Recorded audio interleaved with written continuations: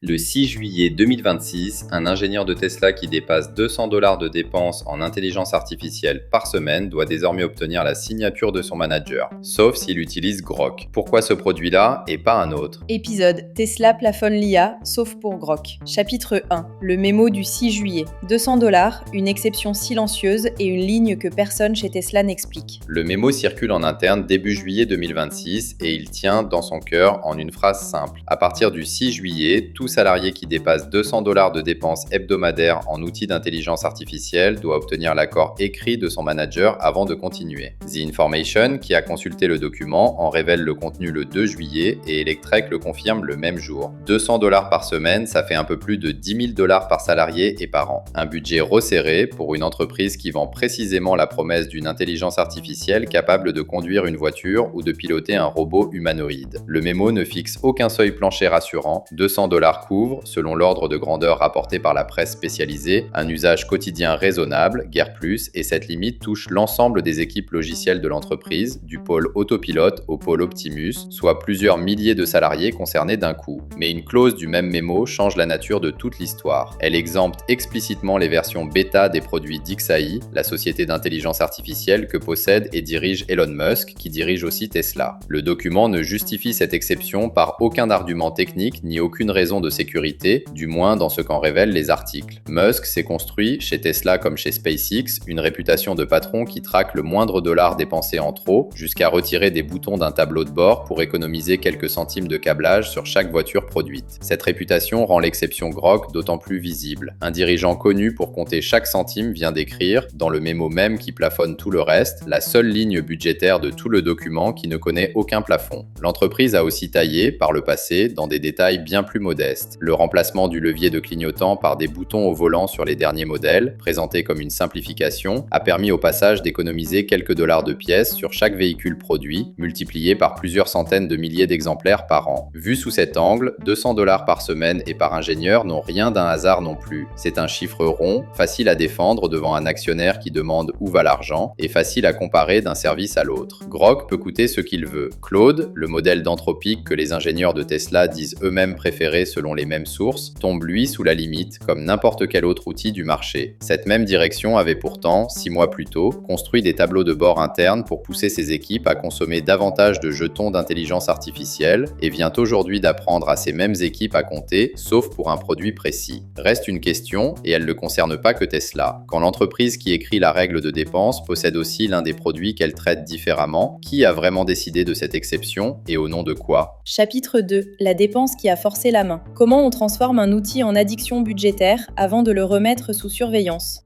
Il faut revenir 6 mois en arrière pour comprendre l'origine de ce plafond. Au début de l'année, Tesla poussait activement ses équipes logicielles à adopter les outils d'intelligence artificielle générative dans un climat où la direction répétait, en interne, que l'assistance au code allait devenir la norme plutôt que l'exception. Des tableaux de bord internes affichaient poste par poste qui consommait le plus de jetons. Une forme de classement où dépenser beaucoup valait une reconnaissance implicite plutôt qu'un signal d'alarme. Un peu comme un tableau des ventes qu'on afficherait fièrement au milieu des bureaux. Le raisonnement de départ semblait limpide. Plus un ingénieur s'appuie sur l'assistant, plus il code vite et plus l'entreprise avance.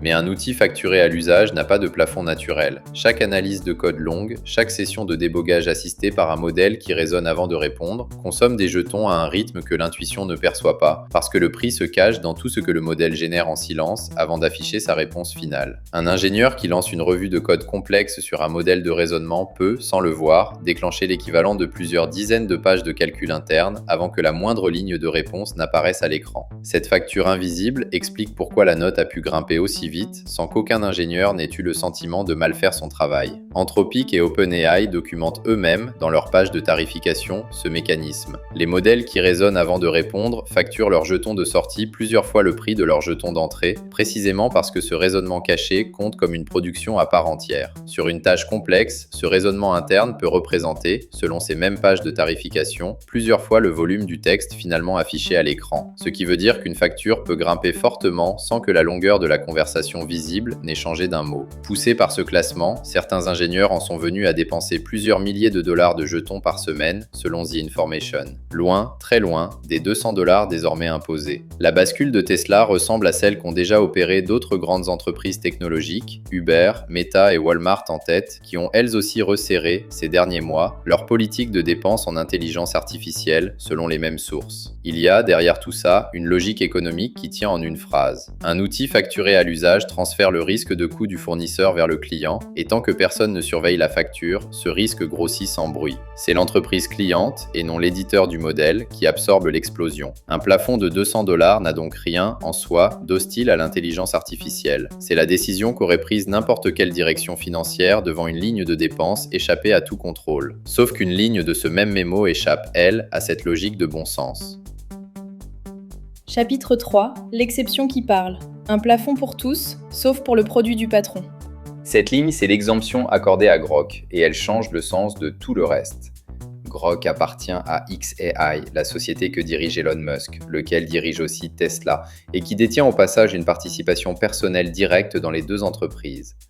Quand une entreprise écrit une règle de gestion qui s'applique à tout le monde sauf aux produits de son propre dirigeant, elle dépasse la simple discipline budgétaire pour devenir une décision de politique interne dictée par la personne qui en profite le plus directement.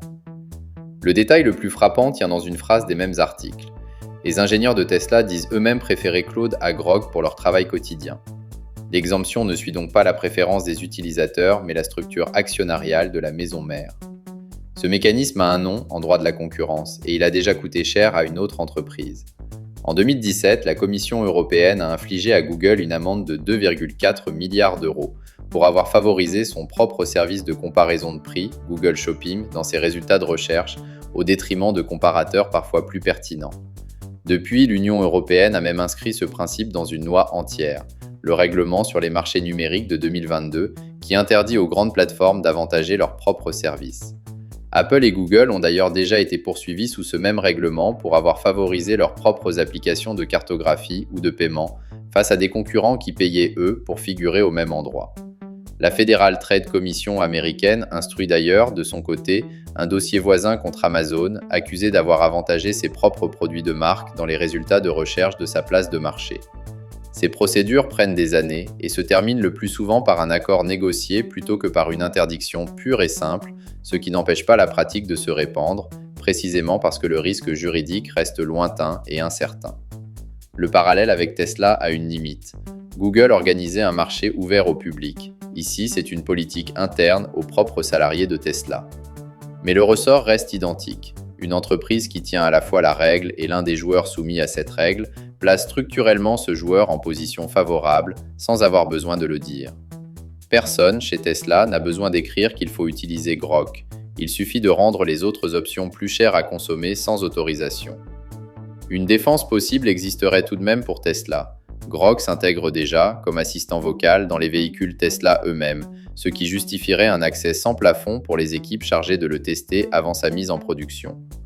Cet argument, s'il est vrai, ne figure nulle part dans le mémo révélé par la presse, et il ne concernerait de toute façon qu'une poignée d'ingénieurs spécialisés, pas l'ensemble des équipes logicielles couvertes par la nouvelle règle. Le favoritisme, ici, ne se joue pas dans le discours, mais dans la plomberie budgétaire. Chapitre 4. Ce que ça change pour un décideur lucide. La même règle peut protéger un budget ou protéger un ami. Comment savoir laquelle on vient de signer ? Pour un dirigeant qui regarde sa propre facture d'intelligence artificielle, l'épisode Tesla vaut une leçon à double tranchant. D'un côté, il valide une pratique désormais courante, fixer un plafond de dépenses avec validation managériale au-delà d'un certain seuil. C'est ce que font d'autres grandes entreprises technologiques et c'est, sur le papier, une gestion de bon sens face à un coût qui varie avec l'usage réel. De l'autre côté, l'épisode montre à quel point cette même gouvernance peut devenir un outil de préférence maison sans qu'aucune ligne du mémo n'ait besoin de le formuler. Le détail le plus révélateur va contre l'intuition. Malgré l'exemption, les ingénieurs continuent de préférer Claude. Le favoritisme budgétaire n'a pas encore suffi à déplacer l'usage réel, ce qui suggère qu'un produit perçu comme supérieur résiste, au moins un temps, à une politique conçue pour l'écarter par le prix. Imaginons maintenant un directeur des systèmes d'information ailleurs, dans une entreprise dont le patron ne possède aucune société d'intelligence artificielle concurrente. Il regarde le cas Tesla et en retient une méthode simple, presque un test de laboratoire. Avant de signer une politique de dépenses sur un outil stratégique, il demande qui, dans son organisation, a rédigé la liste des exceptions et si cette personne entretient un lien financier avec l'un des produits qui s'y trouvent. Dans la pratique, ce test tient en une réunion de 30 minutes avec le service juridique, bien avant la signature du budget annuel, plutôt qu'en un procès une fois la politique déjà appliquée à des milliers de salariés. Si la réponse est non, la politique tient. Dans le cas contraire, elle mérite un second regard, celui d'un comité d'audit plutôt que celui du seul service informatique.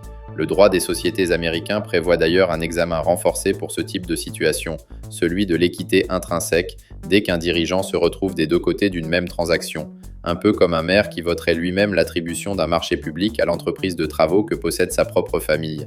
Cet examen ne s'applique pas automatiquement à une simple politique de dépenses interne, mais il donne le vocabulaire juridique exact pour qualifier ce que révèle le mémo Tesla, bien au-delà du seul cas des jetons d'intelligence artificielle.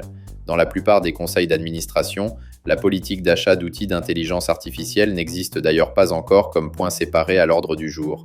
Elle se noie dans un chapitre plus large intitulé « Dépenses informatiques », ce qui rend d'autant plus facile d'y glisser une exception que personne, autour de la table, ne remarquera avant qu'un journaliste ne la remarque à sa place. Un actionnaire minoritaire de Tesla, lui, pose la même question à l'échelle du conseil d'administration.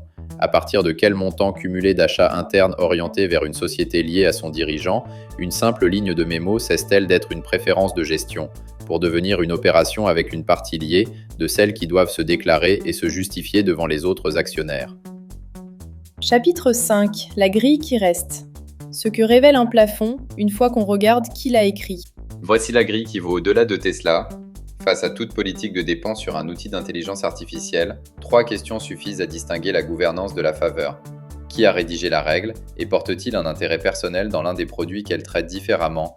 L'exception, si elle existe, suit-elle une évaluation technique documentée ou la structure actionnariale de l'entreprise? Et l'usage réel des salariés confirme-t-il ou contredit-il l'exception accordée? Dans le cas de Tesla, c'est la troisième réponse qui compte le plus. Les ingénieurs continuent de préférer Claude, ce qui veut dire que le favoritisme, pour l'instant, coûte de l'argent sans changer les habitudes. Ça ne rend pas l'exemption anodine, seulement, à ce stade, coûteuse et symbolique plutôt qu'efficace. Un mécanisme symbolique aujourd'hui devient souvent un mécanisme structurant demain, dès que la pression managériale s'accumule assez pour que la préférence individuelle finisse par céder, exactement comme un tableau de bord de consommation avait fini, 6 mois plus tôt, par transformer une simple incitation en réflexe collectif. Le sujet a d'ailleurs de bonnes chances de dépasser le seul service informatique, puisque les dépenses d'intelligence artificielle deviennent, dans beaucoup d'entreprises, une ligne budgétaire suivie directement par la direction financière, au même titre que l'énergie ou la sous-traitance. Ce mécanisme, à bien y regarder, n'est pas propre à Tesla, ni même aux entreprises dirigées par une seule personne omniprésente. De plus en plus de dirigeants de grands groupes technologiques siègent aussi au conseil ou détiennent une participation dans des jeunes entreprises d'intelligence artificielle qui vendent ensuite à leur propre employeur. Chaque fois que cette double casquette existe, la même grille mérite d'être ressortie du tiroir. Le cas Tesla a ceci d'utile qu'il rend ce mécanisme visible en plein jour, avec des chiffres précis et des sources vérifiables, là où la plupart des arbitrages de ce genre restent enfermés dans des mémos internes que personne ne lit jamais. Un directeur des systèmes d'information qui aurait entendu cet épisode avant de signer sa propre politique de dépenses poserait la question autrement que celui qui ne l'a pas entendu. Il ne demanderait pas seulement combien coûte l'outil, il demanderait aussi qui, dans la salle, a intérêt à ce qu'une exception existe. Question inconfortable à poser à son propre patron, mais qui coûte beaucoup moins cher qu'un article de presse qui la poserait à sa place 6 mois plus tard. Cette question aura d'ailleurs, chez Tesla, un prochain rendez-vous très concret, l'Assemblée générale des actionnaires, où le sujet des transactions entre parties liées revient, chaque année, sous une forme ou une autre.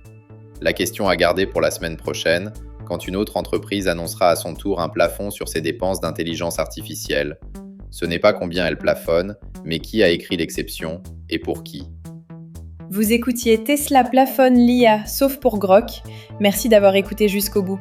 Si cet épisode vous a parlé, partagez-le.